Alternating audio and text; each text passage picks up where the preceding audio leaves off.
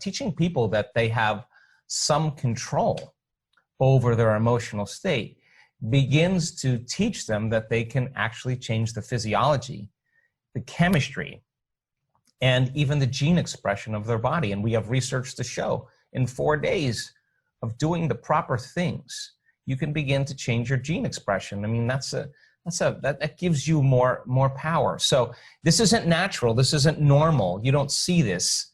But when you start engaging information that says what's possible, I think all of a sudden now people start looking at possibilities they never looked before.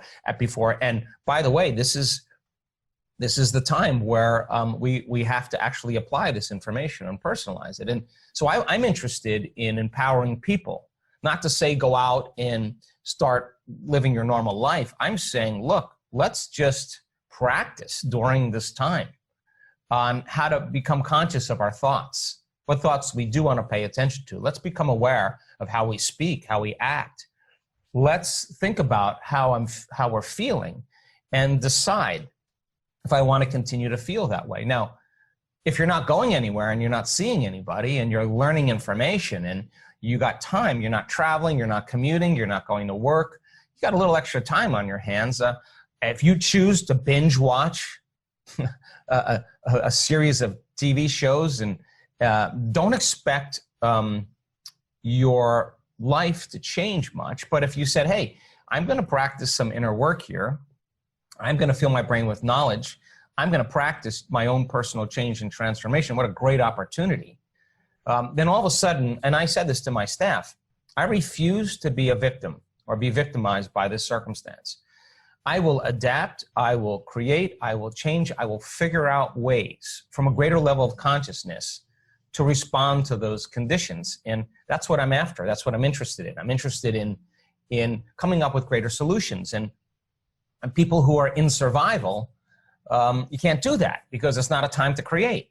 It's a time to respond and react. But we have to begin to lay down what we've done our whole life to get what we want for something greater to occur. And now when people start opening their hearts and when they start creating heart coherence, and we have research to show that you can do that and learn the skill. And when your brain is in an emergency state and you're in high beta brainwave patterns, the alarm system is switched on and you're narrowing your focus on your outer world because that's where the danger is.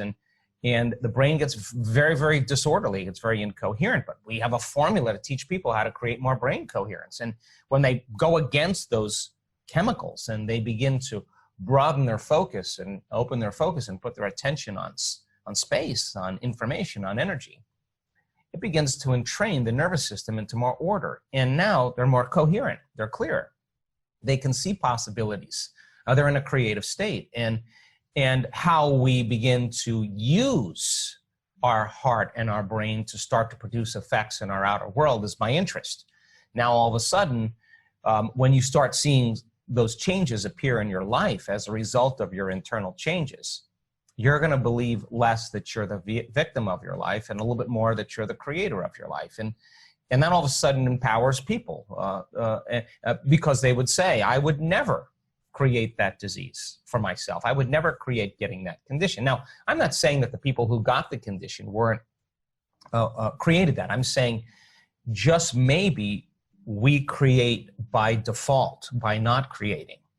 And giving people the understanding that they're not limited, that they are powerful, that their relationship with their immune system is something that they're interacting with on a daily basis. And being able to self-regulate, I think, starts opening doors that we never saw before.